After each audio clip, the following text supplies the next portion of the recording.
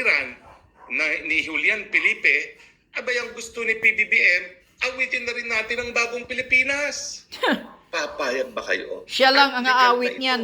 Mga bangag Sa lang akin ang po, aawit pananaw niyan. ko, ito po ay illegal. Yes, Ito po ay labag illegal. sa saligang batas. Bakit?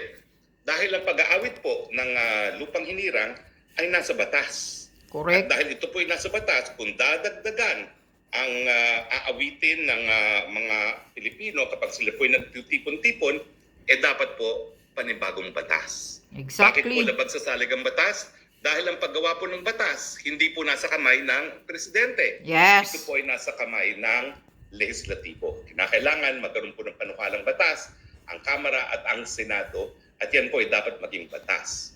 Ano hong batas na tinutukoy ko? Well, ito po ay ang Republic Act number 8491. Ang tinatawag nila ay flag law. Ang nakasaad po dito sa batang ito ay kinakailangan lahat ng pampublikong pagtitipon, awiting ang lupang hinirang.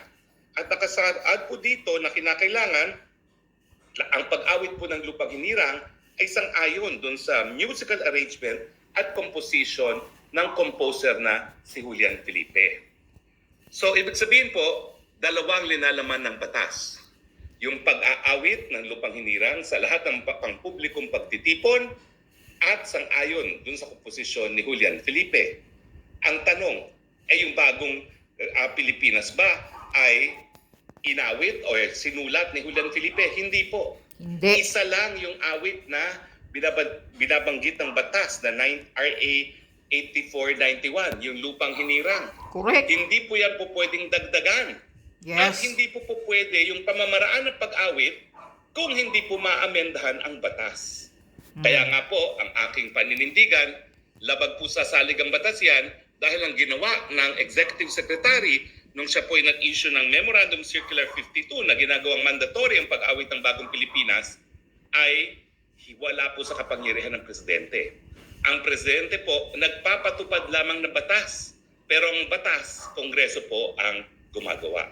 Malinaw po sana yan. So makikita po natin na ito'y illegal, ito po'y labag sa saligang batas. Pero ang pinaka-importante, bakit ba kasi isinibatas pa yung pag-aawit ng lupang hinirang at saka yung pamamaraan ng... Oh my gosh, what happened to the Wi-Fi? Sinuri po ang lirika at nagkaroon ng desisyon ng Kongreso na dapat isa puso at isa isip ng lahat ng mga Pilipino yung lirika ng awit ng lupang hinirang. Ano pong sinasabi, no? Well, bayang magiliw, di ba? Sinasabi nila. At saka ang pinaka-importante, yung bandang huli, ang mamatay ng dahil sa'yo. Sa mga panahon po, importante yan.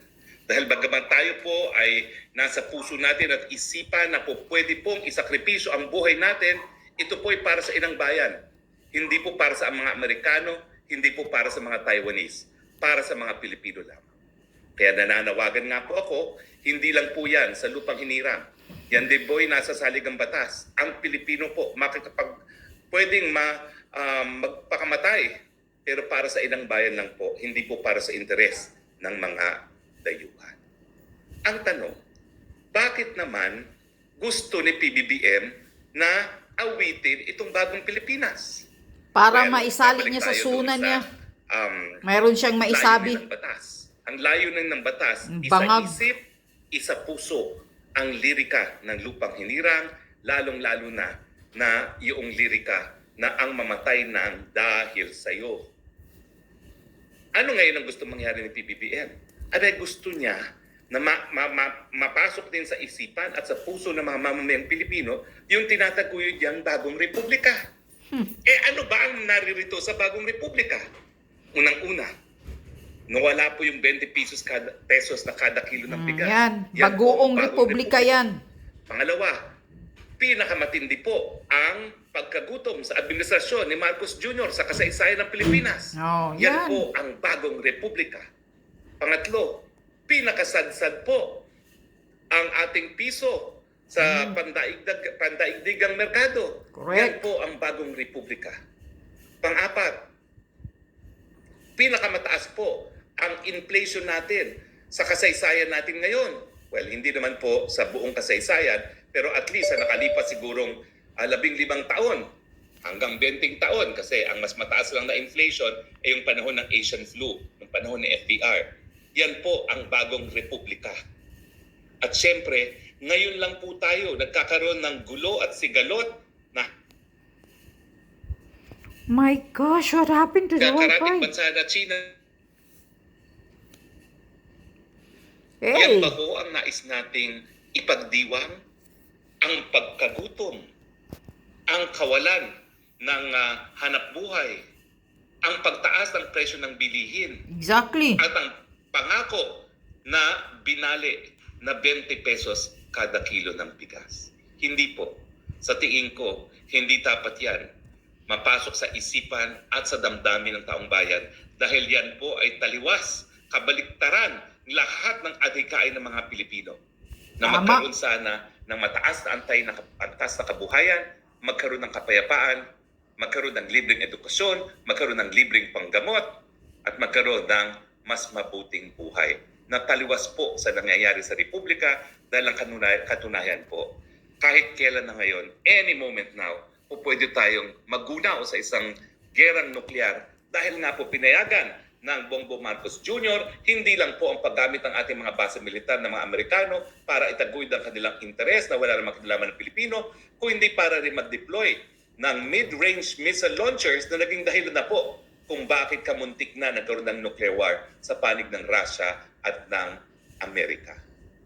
Yan ba ang dahilan kung bakit nais natin awitin ang bagong Pilipinas? Kaya Hindi nga. po. Dahil kung ito po ang bagong republika, Presidente Bongbong Marcos Jr., nais ko pong bumalik sa lumang republika. Exactly. Ayaw ko po sa bagong republika. Ako Kayo din. ba? Gusto niyo ba itong bagong republika? Ayaw ko sa Na pati baguong ang mga republikang simbahan bangag. tinutusok na parang may gera?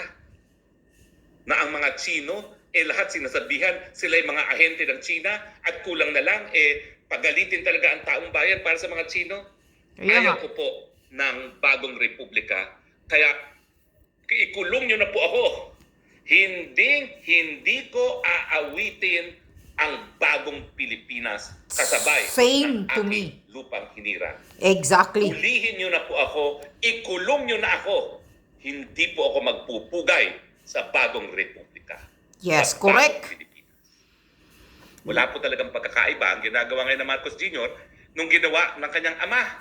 Para Yeah. matanggap ang martial law, abay, nag-compose ng mga anthem na papuri sa rehime ng martial law na nag-abuso sa karapatang pantao, nagnakaw sa kabadang bayan. Yan po ang katotohanan. Yung bagong lipunan.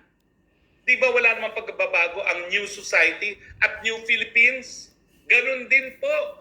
Kleptocracy, yung addiction sa pagnanakaw na ngayon po mas masama pa dahil meron po talagang abirya sa ating mga buhay dahil kinakaladkad tayo sa isang gerang nuklear. Che! Che! Che po kayo, bagong Pilipinas. Tinatakwil ko po ang bagong Pilipinas. Che! Sinusuka ko ang bagong Pilipinas. Yes! Sinusuka ko kayo. Agree ba kayo? Agree? Bangag. Samba ba kayo sa bagong Pilipinas? Bangag, Ako hindi bagong kasama ng Pilipinas. Pilipinas. O gaya ko, sasabihin, pweh! Ayaw namin dyan sa bagong Pilipinas. Exactly. Correct ka dyan, Hari Rocky. Ang mga reaksyon ng ating viewers. Dex, wala na po. Yan. No. Ha? Ako din. Magsasabi din ako. Pweh! Sa bangag na bagong Pilipinas. You see? Mismo si Attorney Harry Roque na ang nagsasabi na illegal. Yan, Marcos Jr. Ang paggawa mo ng mandatory mo na aawitin yung bagong Pilipinas mo. Pweh! Ikaw lang at pamilya mo ang aawit yan. Huwag mo nang guluhin ang utak namin at puso namin na nakasaad na kami at naka-stake na kami sa lupang hinirang ang ginagalang namin. Hindi yung bagong Pilipinas mo. Pweh! Oh, yan. Parehas tayo, Harry Rocky. Pweh! Sabi ko na nga ba sa isang vlog ko nasusuka ako. Yan ba? Pagyayabang mo? Ay, Pag nakapag-utos pa naman ka si Kuting, parang sabi mandatory, talagang kailangang aawitin na agad sa school. Ano ka? Wala ka talagang alam. Wala talagang alam itong presidenting bangag na to. Pag nakakamand, akala niya talagang adiktador. According pa kay Harry Roque, adiktador. Adik na diktador pa. Gusto niya talaga na i-mandatory agad na ituturo yung awit niya na bagong Pilipinas. Marcos Jr., honestly speaking, walang bagong Pilipinas na nangyayari under your administration. Ang lahat ay kumunoy Pilipinas, baguong Pilipinas, putik Pilipinas. Yan ang under ng administrasyon mo, hindi bagong Pilipinas. Wala kang nagawa na nabago mo ang Pilipinas. Mahiya-iya ka naman, ang kapal ng mukha mo. Anong nagawa mo na para sa kabutihan ng mga Pilipino, ng mga ordinaryong Pilipino, na sasabihin mong bagong Pilipinas? Anong nabago mo? Hala nga? Wala kang nabago, kupal. Mahiya-hiya ka. Ayusin mo yung utak mo. Ang bigas, sobrang mahal. Lahat ng mga bilihin, sobrang mahal na hindi na kaya ng mga Pilipinong makakain ng maayos. Hindi na kayang mabili. Share market bagsak. Value ng piso bagsak. Tapos may darating pa na gera na pinapahanda mo na ang mga military natin. Kulang na lang sasabihin mo sa mga Pilipino, ihahanda nyo na rin ang libingan ninyo. Dahil isang kimbot na lang magkagera na. Yan ang bagong Pilipinas mo, na isa kang uto-uto ng mga kano. Iyan ba ang bagong Pilipinas mo sa dami ng korupsyon? Gumagapang ang mga tao sa hirap, walang trabaho, ang daming taong nagugutom ngayon under your administration. Yan ang bagong Pilipinas mo? Anong bagong Pilipinas mo? Yung pinamudmud mong mga ayuda, ginagamit mo ang pira ng taxpayer para panakip butas na matakpan yung mga issue mo sa ginagawa nyo dito sa Pilipinas?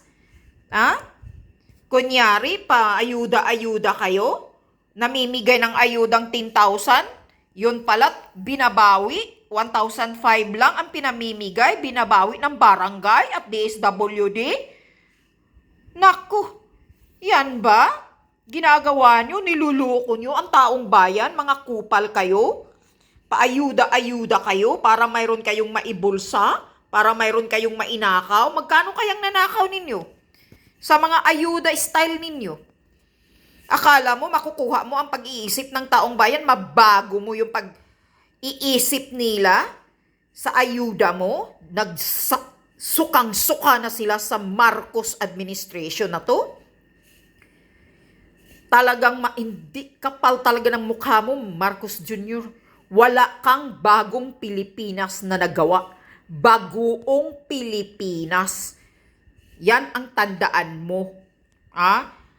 Umupo kayo dyan, according kay Tatay Digong Duterte, nakaupo kayo, umakyat kayo ng Malacanang, wala kayong alam kung paano magpatakbo ng Pilipinas. Umupo lang kayo dyan para sa sarili ninyong nagpapayaman kayo, nagpakasasa kayo, nagpapakasaya kayo. Yan ang ginagawa ninyo. O kahapon, kagabi, anong party dyan na inagawa ni First Lady Laklakira Lisa Marcos, si Cheese Escudero ng wine. Ininom niya, tapos binigay ulit kay Cheese Escudero. Tama ba yan? Yan ba ang asta ng First Lady? The worst First Lady in the world ka, Lisa Marcos. Magkita pa tayo, sabihin ko sa'yo, ikaw ang pinakabasurang First Lady sa buong mundo. Wala kang ethics, wala kang manners, wala kang protocol na sinusunod. Ang akala mo hari ka, umaasta kang prinsesa. Kapal ng mukha mo, butod.